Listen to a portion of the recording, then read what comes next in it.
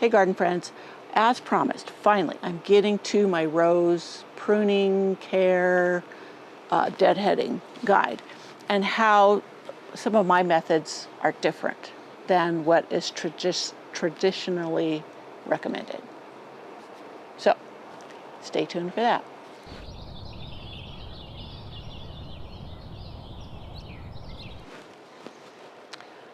So, as many of you know, I garden in the mountains of Northern California. And if you're new here, you may not know that. I am in zone 8B, but I have a very short growing season.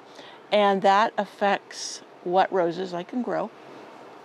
And it produces challenges all its own. And I'm surrounded by tall evergreens. They are beautiful, love them. But they do block the sun a good portion of the year for a good portion of time throughout the day, unless it's high summer. In high summer, I do get a lot more sun. So that being said, that is one of the reasons I think that I don't do it traditionally, other than in my 3 decades of growing roses, I have learned what works for me in my area. And it's not what is always recommended. And I have done tons of research because I always want to find out why. Why do you do something a certain way? And that can tell you a lot. And through my research, I have found some things that are just plain wrong. So let's get started on our rose pruning and deadheading discussion. Now, I did take notes or bring notes. It's an outline, so I didn't get off going in another direction. You know how I can do that. So first of all, we want to discuss the importance of pruning. Why is it so important to prune? Well, it encourages healthy growth, 1, enhances blooming, 2, and shapes the plant or keeps it at a size you want, and all of that. So sometimes you want to keep a plant like within an area because of plants around it. You don't want it to, swamp it. All of those things. Or if it's near a path, you want to keep it out of the path. So that's another reason. And you can cut off those canes anytime. So there's different types of roses. There's hybrid teas, floribundas, grandifloras, shrub roses, climbing roses, and miniature roses. And some techniques apply to some, whereas other techniques do not apply to certain ones. I steer clear of hybrid teas. Only, not because I don't love them. I do love them. They don't grow well for me. Our weird springs, where we can get a warm spell and then we get some freezes, hard freezes. Had one this last spring. It really zapped my Colette rose, and later on I'll show you what I have to do to kind of help it. Hybrid teas, because, and not just because they're grafted, I think they like more temperate climate as far as once they've started growing, because we could have warm in the spring, and then all of a sudden get those deep freezes, and it shocks the plant because it's come out of dormancy. If it is in dormancy, the freezes don't bother it. But when it's come out of dormancy, it can really affect some plants. And the hybrid teas for me don't really make it. And I'm assuming that's the case. I have lots and lots of roses that are on their own root. I prefer own root roses. I have a blog post where I list where I buy roses, and I list where I buy own root roses. There's a few sites that I like and that I have had great success with. So own root roses, because one year, and this is what convinced me to totally go own root, for the most part, was I had, you wouldn't believe the number of roses I had. We had where it was a warm fall, October. Halfway through October, and it was like 80 degrees, and then one night it dropped to 10 degrees. Nothing in my garden had gone dormant yet because, of course, it was warm. But that freeze, I lost like 50 roses. Not kidding. I had all kinds. I used to collect David Austin roses. You wouldn't believe the ones I had. Anyways, I lost them all.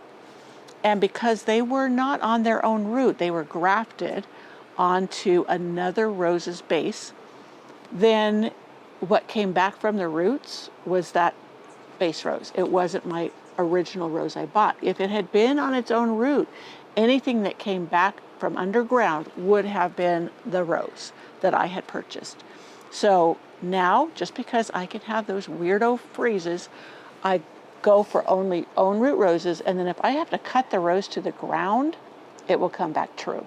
And when I mean come back true, come back the rose that I purchased, not the base rose that is not as pretty. I will show you a clip of the Dr. Huey rose, which is a lot of roses are grafted onto, in my back lane garden.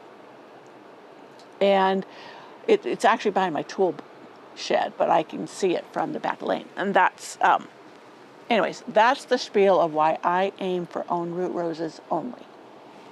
Okay, so tools, essential tools. Well, there is sharp pruning shears. See this? That's from my sharp pruning shears. I was actually pruning back something in another video, and I wasn't paying good attention. I didn't have my gloves on. So next, thick gloves. Long-handled loppers. They are for the big back canes. Disinfectant for tools. Now, I'm not really good about this, and some people kind of shrug it off. But when I learned that you could transfer this gall, sorry, I got an itch, dahlia gall to your roses from when you're pruning or deadheading, I was like, ooh, I better be better at it, or just skip, or have two different pruners for different plants. But that's a good idea, really it is. So disinfectant for tools. Safety precautions, always be as safe as you can. And so wear protective clothing, which with roses, I do get a lot of scratches. Now, I had a company contact me, and Farmer's Defense, that's it. And they had these gauntlet-like things, and I didn't really answer them. I need to get some because my arms take a beating when I am pruning things, so I need to get some of those. And that's protective clothing. I also earlier had on my Duluth Trading Company gardening shirt, which I really like. It has SPF 50 as far as protecting your skin, your arms, and it's thin and it breathes, has big pockets. Yeah, I should have put that on so I could show you, but in my, and I'll link to it, my video on, I'm doing garden chores. I have that one of them on. I have two of them. I have a light green one and a pink one. So ensure your tools are clean. Yeah, that's always a good idea. So timing for pruning. Now this is something that, I have a little bit of an issue with. So general timing, late winter to early spring, when the danger of frost has passed. Well, I can't do it in okay, let's start again. Timing. Here's where I differ from what is traditionally told to do to people for the roses. Late winter to early spring, when the danger of frost has passed. Well, for me, that's not till the end of May. So it's not practical for me to do it then, because then I would be pruning right when my roses should start blooming. June, really? So that's where you take into consideration your climate. Even though I'm a zone 8B, I have a short growing window. They will already, the roses that haven't been frozen back by a late freeze in May, will already started budding out. And if I was to do a hard prune, and when I mean hard prune, that's when you take things back further, then I would lose all of those blooms. But that's why if you're doing it in early spring, you have that, it takes like 5 weeks or 6 weeks for roses to bloom after that. Yeah, I wouldn't get anything until July, and that's not what I want. So with the climate considerations, I prune the hard prune in late fall. Everybody says not to do that because you're going to stimulate growth. Well, by late fall here, it is cold enough that nothing wants to grow. So it's not just the time of year that promotes growth. It's how much sun it's getting, how hot it is, or how cold it is. So many other factors. So late fall for me, which could be in November, before we get our first snow, I will do a hard prune and clean up and shape my plants. A hummingbird just went through. Okay, so this, my notes say adjusting time based on local climate, and that's what I have to do. So there's no one size fits all. That's one thing I want to impress upon you. Observing local growing rose practices. Now you got to find somebody to talk to that has been growing roses forever in your area. That will help you to get really some insight. Now some people just have always followed the rules, and they'll tell you that. They will follow the rules, the so-called rules. So anyways, you will see, and I just saw this, I think the rose care person, master gardener at the Huntington Library, they were talking about pruning roses or deadheading roses. And the way they did it just followed the tradition, which some of those traditions are just bogus. So, okay, general guidelines, removing dead or diseased wood. Now, I went to a pruning seminar of a master rosarian who's famous, world famous around. He's got acres and acres of roses. So his spiel was prune roses in 3 minutes or less. And it was very interesting. He said, start at the base of the rose. Of course, there's removing dead or diseased wood. You don't have to wait to a particular time of year to do that. That is something he and I agreed on.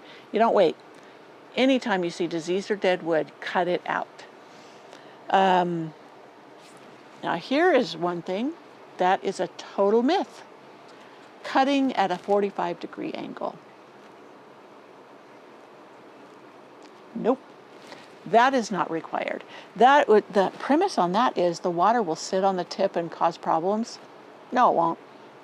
It won't cause any problems whatsoever. Just get in there and cut. And that's what this rosarian, he said too. Where did that come from?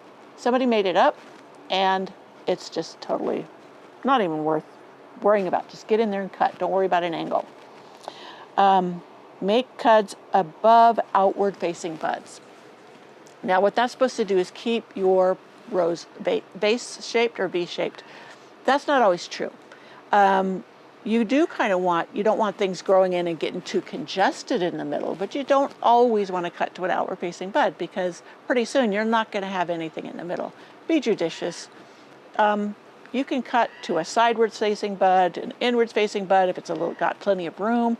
Just make sure it has room. That's all. Specific techniques for different types. Hybrid teas and grandifloras. Reduce to 12 to 24 inches from the ground. This is what I do in fall. Remove weakened spindly growth. That's anything that's smaller than a pencil or a little bit smaller than your little finger. Depends, I guess, how fat your finger is. I got pretty fat fingers. Okay, floribundas, prune to 18 inches from the ground. Encourage bushier growth. Now this is all to be taken with a grain of salt. I wouldn't say that I really do any of these things in particular. I'm just sharing with you things that I may disagree with that is out there. Shrub roses, light pruning to maintain shape. Remove 1/3 of the oldest canes. Now, did you know that most of the David Austin roses are shrub roses? And did you know that they have hedges? Sorry, I got something on my arm. Hedges that they take hedge trimmers to. They don't do any particular prune, go to a certain cane, go to outward facing bud. Nope. They just mow them down. So that shows you how tough a lot of roses are, and you don't have to be too particular with the pruning or deadheading or trimming back. Okay, climbing roses, which I will show on my climbing roses some different things I'm doing. Remove oldest canes to the ground. Yes, in my one rose, yes, I did my Eden rose last fall. I think I'll find it for you, and I will link to it so you can see how you take a main cane right down to the ground. Tie remaining canes to the support structures. I also sometimes will thin out some if I've got too much, because my Eden stays so healthy, puts out so much growth that it covers the arbor in the fall, and snow will catch on it, and that will crush the arbor because it doesn't allow the snow to fall through. and we have to go out and knock it off. So I do kind of thin out the canes, but you still, if you've seen a recent garden video of my entrance garden, you'll see how full that thing is. Miniature roses, light pruning for shape and size control. So it's just, you just take off a little bit. So first, inspect, identify dead, diseased, damaged canes, remove dead wood, cut back to healthy wood. Yes, I think I just did a video where I showed where it had rose, I can't remember the name, where it's brown inside. And I cut past that. I'll have to remember the name. I'll put it up here when I remember it. So trimming for blooming enhancement, that's deadheading. Now this is where a lot of people will say cut back to a 5-leaf petiole. That's not true either. You do not have to cut back to there. The reason for that was for show roses. And usually by the time you've gotten back to 5 leaves, it's a little bit sturdier. But many of my David Austin roses, they're pretty floppy. So I have to cut back further. I usually cut back or deadhead back to new growth. You'll see new growth coming out of the side of a cane. Sometimes it's coming up towards the center. I don't care. That it's going to bloom. So I'll cut back to new growth, not to a certain petal, not petal, but leaf count on the plant. So clean up debris around the base. That's pretty good advice for most people. I don't contend with many diseases. So if some stuff, petals, falls on the ground, I'm not too worried about it, but areas that get a lot of rose diseases, take it out, get rid of it, throw it away, all of that. So after you're done, give it a good feed, good watering. I mean, if you're already on drip irrigation, you don't even have to do that because you know it gets regular water. I feed weekly. When I remember. The last couple of weeks have been so busy, I haven't done it, and my roses are still blooming, and that is because I have healthy soil. I will link to video or blog post in the description box below that I have on how to build your soil. That is the most important thing you can do for healthy plants, and you will save so much money on fertilizer that it doesn't even bear thinking about. It is just amazing what you can do just with healthy soil. You don't have to buy all these fancy fertilizers. Mulching, I plant so closely, I don't have a lot of mulch, but when I do, I use a turkey compost that I get from a local organic turkey farm. I also have this pathway bark that I buy from Lowe's or Home Depot, which is wonderful. I love it. And a lot of times I will get coffee grounds from the local coffee shop. I'll put down a light layer, maybe an inch, and then put some mulch on top of that. And only reason for that is it goes further. It makes my mulch go further. Usually it's best to compost your coffee grounds before you use them, but using a light layer like that is okay. And I have read that it will help deter gophers, the scent, but you have to keep on applying. So that's something that to think about. If you like, space around your roses instead of just more plants, then yes, do mulch. I've also mulched with alfalfa hay because it feeds. There's something in it that helps feed the soil, and the worms love it, and it's not ugly. I've also used pine needles from the pine trees. I have endless amounts of free pine needles, and they last for a long time. They work great as a mulch. No, they do not acidify the soil. That's another garden myth. So, special considerations. Well, one thing about also when you go in and prune and deadhead, it gives you an opportunity to inspect your roses. You want to look for, diseases. Don't worry about like little half circles cut out of leaves. That's just the leaf cutter bee, and that's fine. This will gives you the chance to check for problems with your roses. I had one this last spring, so early summer. Gophers were eating, and I could tell something was wrong. Dug it up, and yep, they'd eaten all the roots off, and I potted it up, then replanted it in a gopher cage. It has been blooming. It's my grandmother's hat rose, and yeah. So always check on your roses, and if one is looking really sad, don't be afraid to dig it up. Find out what's going on. Sorry, my lips are getting dry.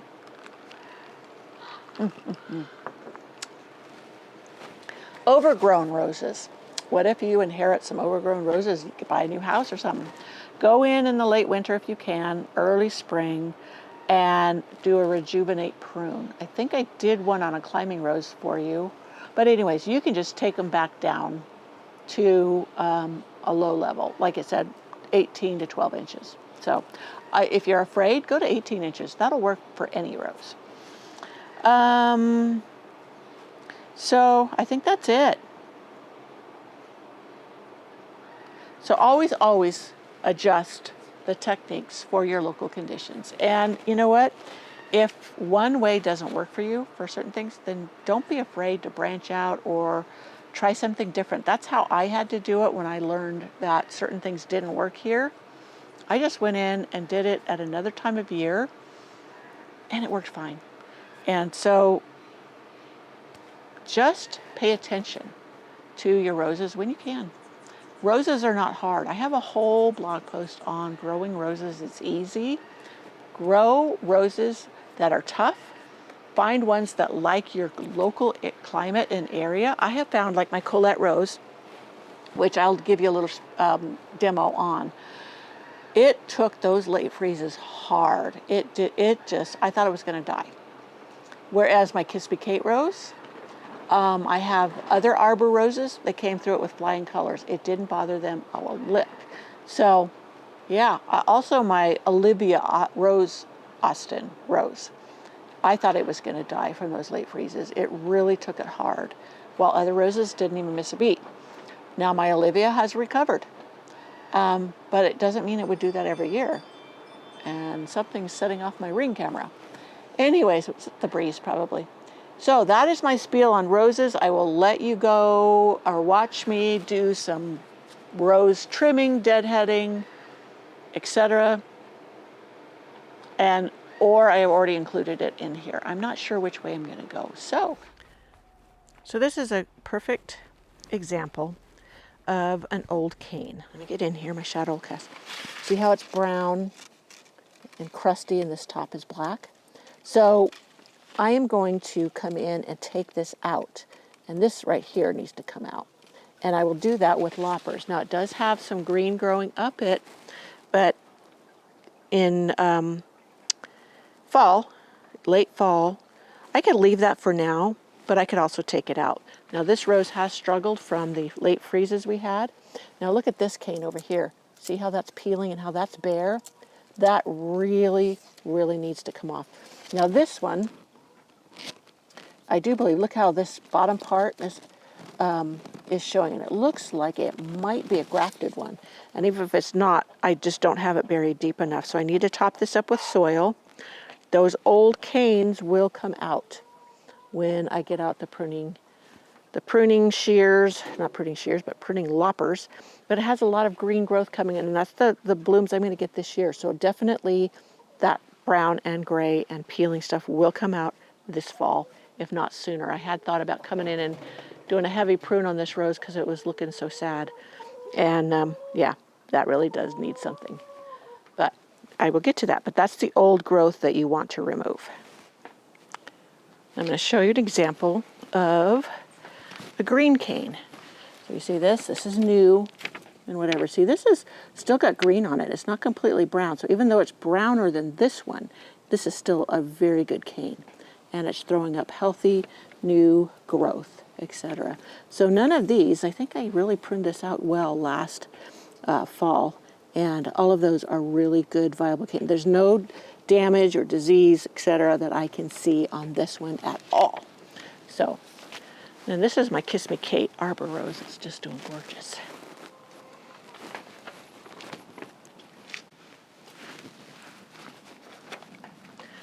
So as I mentioned before, when I remove those old gnarly canes, like over on my Colette rose, it will stimulate new growth, new healthy canes to come up from the base. And that will then bloom better and be prettier than the old gnarly ones.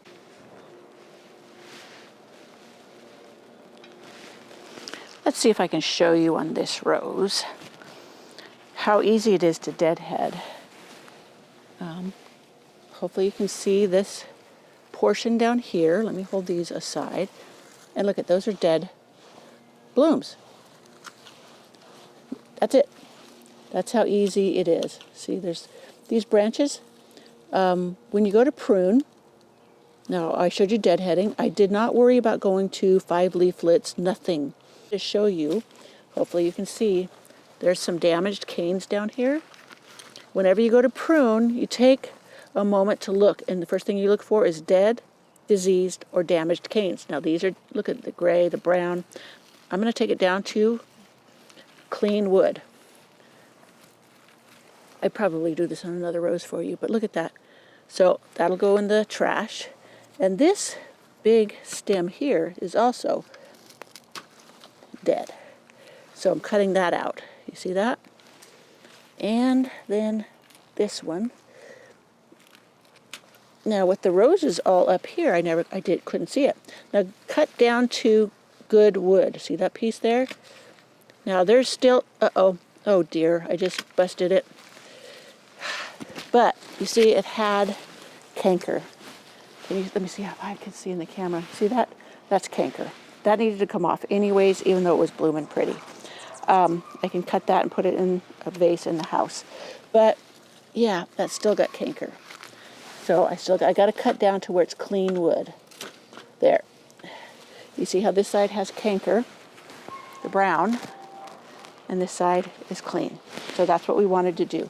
Get down to the clean wood. So over here is another stem. I'm just going to cut it back. That had several dead blooms on it. So here with my Colette is a demonstration of damaged or diseased. You see how it's all brown and it's got this big scrape in it, and then it's brown up here? That needs to come out. So I'm going to take it down as low as I can, and I'm going to go, well, I think I need to cut this part out first, if I can get it in there. Yeah, see, that's in the way. There, got it. So I need to cut this one. It's got the label on it. And no, it's not tight enough that it's restricting anything. So here is that damaged cane. And I had to get loppers for that because that was a pretty hefty cane. So I'm just going to go ahead and pull it out from the arbor. Sometimes I cut them in increments. And it had a bud on it, and that's sad to lose that, but it needed to come out. Now the next one is also damaged, if you could see right here. I don't know, let me look at the camera. Trying to get this out is challenging. So yeah, you probably can, but I'm going to lift it up a little bit for you. So right along here, you notice this is also damaged. And I don't know what kind of buds. That has a bunch of buds on it too. I'm going to let it go until fall. Now, a lot of mine I will prune hard in the fall, even some of my climbers, because we get such heavy snows, deep snows, that I can't always get out here in late winter to do it. And no, it doesn't hurt my plants at all to do it then instead of later. And like this year, we had some late freezes, and I've learned that Colette is not very cold hardy. She really took a lot of a beating with that late freeze. So I think I need to move her and give her a more protected spot, maybe up against the house or something like that, because she just really struggled. And she's beautiful. Look at these roses here. Let me see if you can see them over here. Yeah, look at these. Gorgeous roses. Once she gets the warmth she needs, recovered from the freeze, she's just gorgeous. And I know Erin up in, not Erin, Laura at Garden Answer, she has a beautiful one that is just rampant on hers. So I know this can be a hardy rose. It just needs different conditions than I have it here. And if I move it, then it may get it. Now I have it in a pot, but the pot, let me scooch it down so you see that. The pot, the roots have gone down through the bottom, so it's not like they're just constricted, and that's the issue. So I'll check how much water it gets. So you see it has a drip in it. I may need to improve on that, etc., and maybe give it one more try here, one more year, and see if it was just an off year. But I've had it here for 2 or 3 years and not been impressed with its performance. So that tells me I need to seriously consider maybe moving it. So I hope you enjoyed this video on easy rose care pruning. Prune your roses in, the guy said 3 minutes or less. I give myself 5 minutes. But I've got a video coming up of all the roses I have here at Flower Patch. And I got quite a few. I was trying to take a count the other day, and I thought, wow, I need to just start making a list or I will forget one. So thank you for coming on along, and I wish you easy and happy rose growing. All right, see you in the next video. Bye.